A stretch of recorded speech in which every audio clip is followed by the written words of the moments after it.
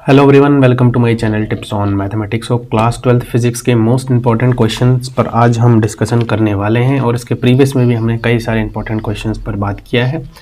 ठीक है, previous lecture को आप अटेंड करिए तो आपके एग्ज़ाम में हो सकता है कि अच्छे परफॉर्मेंस हो और अच्छे मार्क्स भी आने के चांसेस है। ठीक है, तो चलिए स्टार्ट करते हैं आज का जो लेक्चर है। इसमें काफ़ी इंपॉर्टेंट क्वेश्चंस को लिए हैं जो कि प्रीवियस ईयर में पूछा भी गया है और आने वाले टाइम में भी आपसे पूछा जा सकता है, क्योंकि ये क्वेश्चन जो है आपके रिपीटेड है, मतलब मैनी टाइम्स रिपीटेड है, हम ऐसा कह सकते हैं। चलिए स्टार्ट करते हैं। तो सबसे पहला जो क्वेश्चन है, ये कहा जा रहा है कि किसी परिपथ में प्रत्यावर्ती धारा का जो शीर्ष मान है वो √2 एम्पियर है और धारा का वर्ग माध्यमूल हमें ज्ञात करना है। तो धारा का वर्ग माध्यमूल ज्ञात करने के लिए देखो हमारे पास एक फॉर्मूला होता है, ठीक है, शीर्ष मान करके।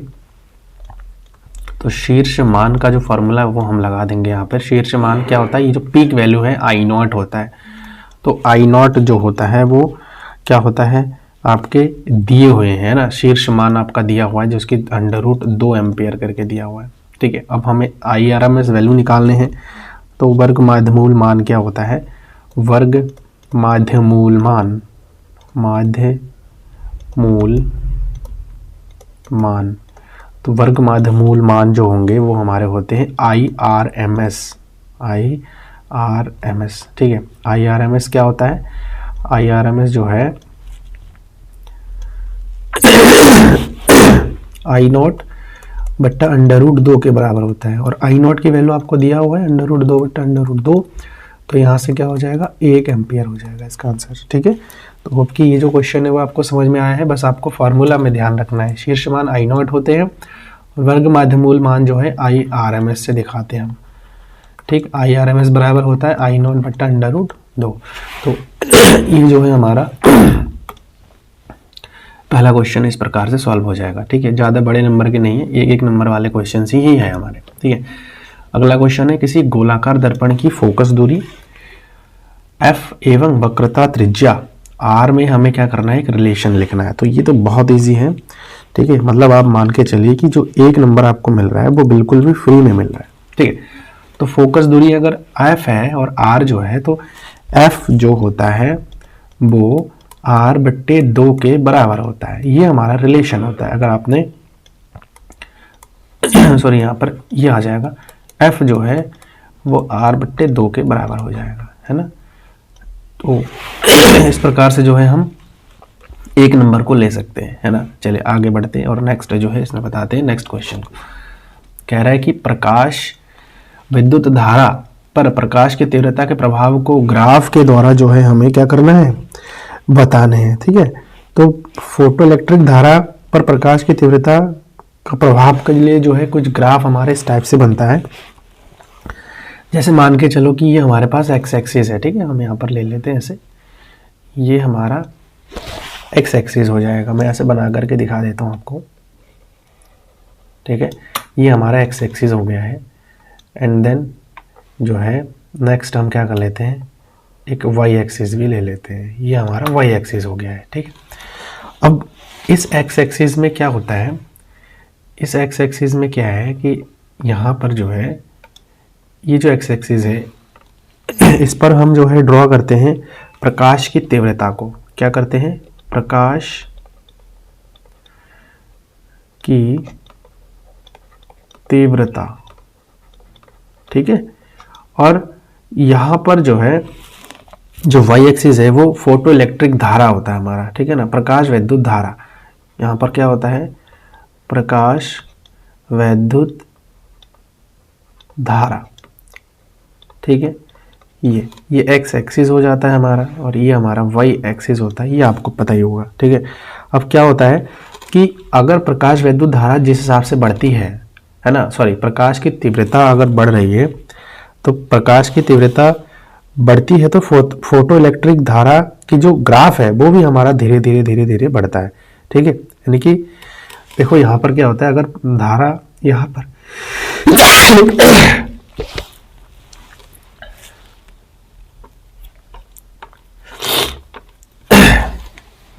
अगर धारा यहाँ पर आ रही है तो यहाँ पर जो है फोटो इलेक्ट्रिक इफेक्ट भी कुछ यहाँ पर आ जाएगा, है ना। जैसे जैसे धारा बढ़ेगी तो हमारा जो फोटो इलेक्ट्रिक इफेक्ट है वो भी हमारा जो है बढ़ेगा, ठीक है ना, प्रकाश विद्युत धारा जो है बढ़ेगा। तो इस प्रकार से जो है एक सीधी लाइन आ जाएगी। मैं अगर इसको ड्रॉ करूँ ऐसे, इस टाइप से मैं अगर ड्रॉ करूँ उसको, तो ये एकदम ज़ीरो से होते हुए, ठीक है, एकदम ज़ीरो से होते हुए मान के चले, यहाँ से होते हुए ये लाइन जो है इस टाइप से जाएगी हमारे ऐसे, ठीक है। इस लाइन को आप ऐसे भी चाहो तो इस टाइप से मिला सकते हो, इस टाइप से जो है जाएगी।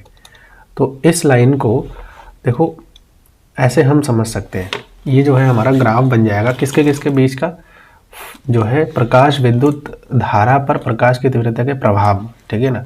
तो ये आई थिंक समझ में आ गया आपको, क्योंकि धारा प्रकाश की जो तीव्रता वो बढ़ेगा तो प्रकाश विद्युत जो धारा होगी वो भी हमारे धीरे धीरे बढ़ती रहेगी, ठीक है।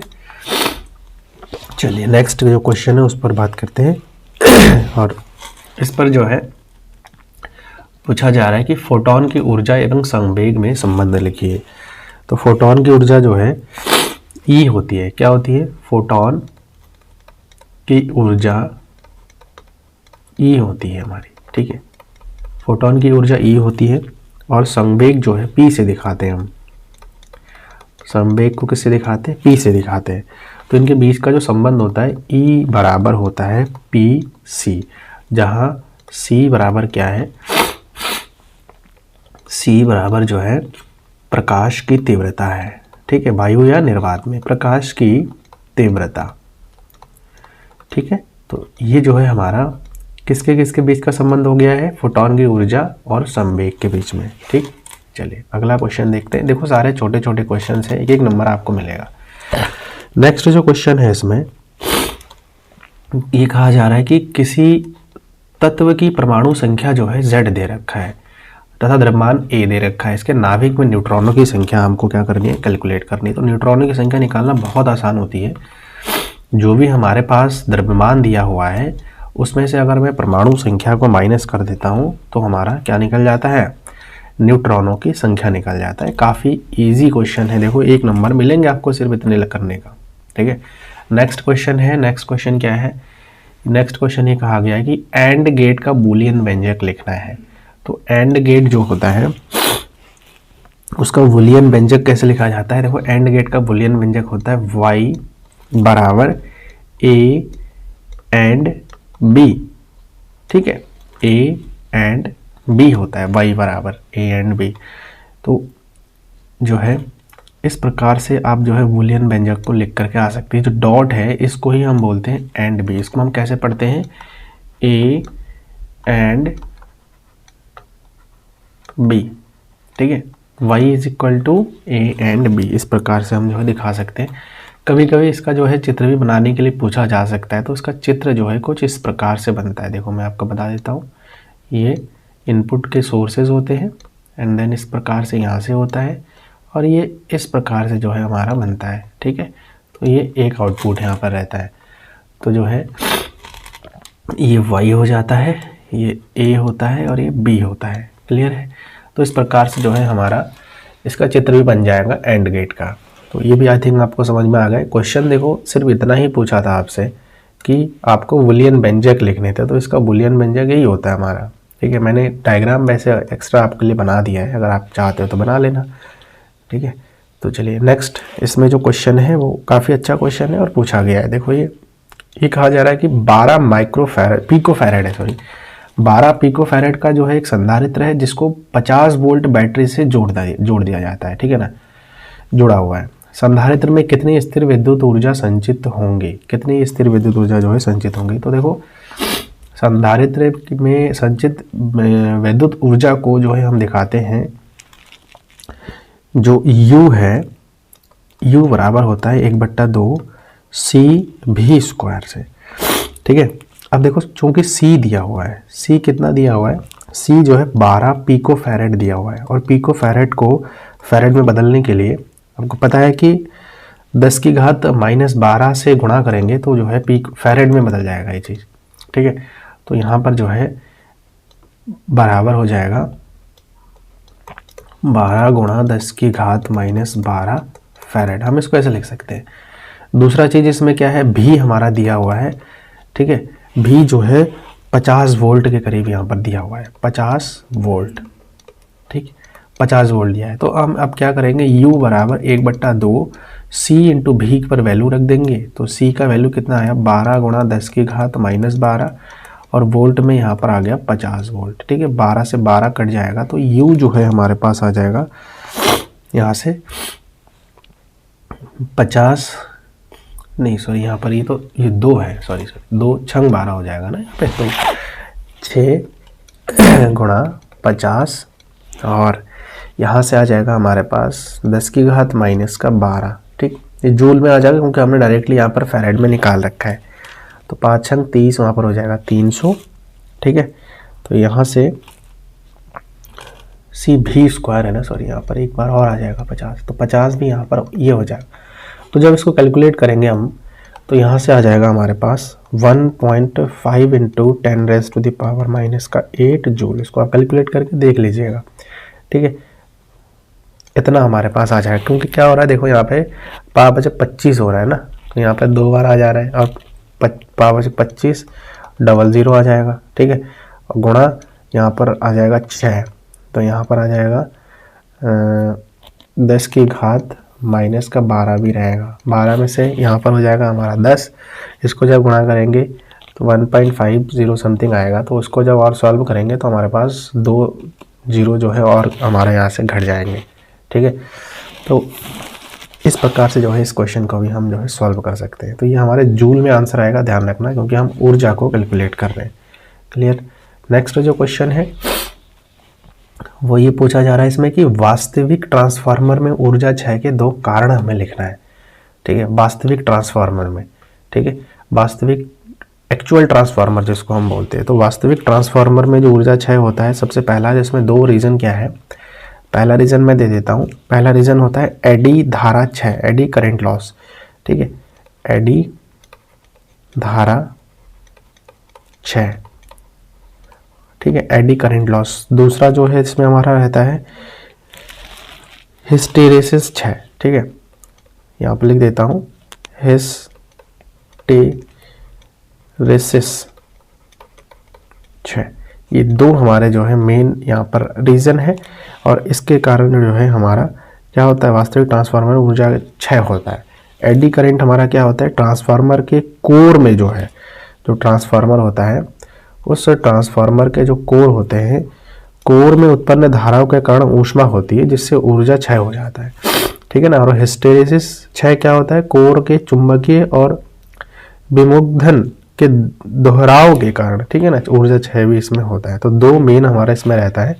ये 2 ही आप लिख करके आएंगे तो आपको नंबर मिल जाएगा, क्योंकि 1 नंबर का ही ये जो है क्वेश्चन है। ठीक है, नेक्स्ट जो इसमें हमारे पास आ रहा है क्वेश्चन है, काफ़ी अच्छा क्वेश्चन है और ये कई बार देखा गया है कि 2 नंबर में भी पूछ लिया जाता है। यदि प्राथमिक कुंडल में बहने वाली 3 एम्पियर की धारा 0.1 सेकेंड से में शून्य हो जाती है तो द्वितीय कुंडली में उत्पन्न प्रेरित विद्युत वाहक बल 15,000 वोल्ट होता है। इन कुंडलियों के मध्य आपसी यानी कि स्वप्रेरण गुणांक हमको क्या करनी है, स्वप्रेरण गुणांक जो है हमको निकालनी है। तो आपको पता ही है स्वप्रेरण गुणांक निकालने के लिए हमारे पास एक फॉर्मूला क्या होता है, E बराबर जो है हम जानते हैं, E बराबर जो है M mutual induction delta I बट्टा डेल्टा T के बराबर होता है। और ये सारे के सारे वैल्यूज़ जो है हमारे दिए हुए हैं। ठीक है, वैल्यूज़ क्या क्या दी हुई है मैं लिख देता हूँ। देखो सबसे पहले तो हमारे पास E दिया हुआ है ना, विद्युत वाहक बल। तो प्रेरित विद्युत वाहक बल का वैल्यू हमारे पास 15,000 वोल्ट दिया हुआ है, 15,000 वोल्ट दिया हुआ है। दूसरा हमारे पास जो डेल्टा I है वो दिया हुआ है कितना, 3.0 एम्पियर। ठीक, तीसरा जो हमारे पास समय दिया है वो डेल्टा T दिया हुआ है और डेल्टा T दिया हुआ 0.01 सेकेंड। ठीक है, ये दिया हुआ है। अब हम क्या करेंगे, M हमें निकालनी है तो यहाँ से जो M की वैल्यू निकलेगी वो E डेल्टा T बट्टा डेल्टा I हो जाएगा। अब इसमें वैल्यू रख देंगे, क्या आ जाएगा 15,000 गुणा डेल्टा T बराबर हो जाएगा 0.01 सेकेंड और डेल्टा I जो है हमारे पास दिया हुआ है 3 5 15 1 2 3 हो जाएगा यहाँ पे। ठीक है, इसको काटेंगे तो यहाँ पर इतना गुणा 0.01 और जब हम इसको मल्टीप्लाई करेंगे तो लगभग में हमारे पास जो है 50 हेनरी इसका आंसर आ जाएगा। ठीक है, कैलकुलेट करके आप इसको देख लीजिएगा, सिंपल मल्टीप्लिकेशन ही है। हेनरी में आंसर आना है क्योंकि हमारे पास म्यूचुअल इंडक्शन है या फिर 100 प्रेरणा गुणांक है। ठीक है, तो आज के इस लेक्चर में हमने इतना ही क्वेश्चन डिस्कशन करने हैं। ठीक, आपको हो सकता है कि कहीं पर डाउट आ रही हो तो आप लोग प्लीज़ थोड़ा सा फार्मूला रिवाइज वगैरह करेंगे तो आपको समझ में आ जाएगा। और अगर फार्मूला आपको रिवाइज नहीं करना आ रहा है तो आप मेरे से कमेंट बॉक्स में पूछ सकते हैं, मैं आपको फार्मूला वगैरह भी बता दूंगा, हर चैप्टर के इंपॉर्टेंट फार्मूला। ठीक है, तो वीडियो सही लगे इसको आप लोग लाइक करिए, अपने दोस्तों के साथ इसको शेयर भी करिए, और चैनल पर आप लोग नए हैं तो इसको आप लोग सब्सक्राइब करिए। देखा जाता है कि वीडियोज़ आप लोग वॉच तो कर रहे हैं लेकिन सब्सक्राइब नहीं कर रहे, तो थोड़ा सा वो हमारे लिए डीमोटिवेशन होता है। तो प्लीज़ आप लोग इसको सब्सक्राइब करिए, साथ ही साथ नोटिफिकेशन बेल को भी प्रेस कर लीजिए। ठीक है, चलिए मिलते हैं नेक्स्ट वीडियो में ऐसे ही इंपॉर्टेंट क्वेश्चंस को लेकर। Thank you so much.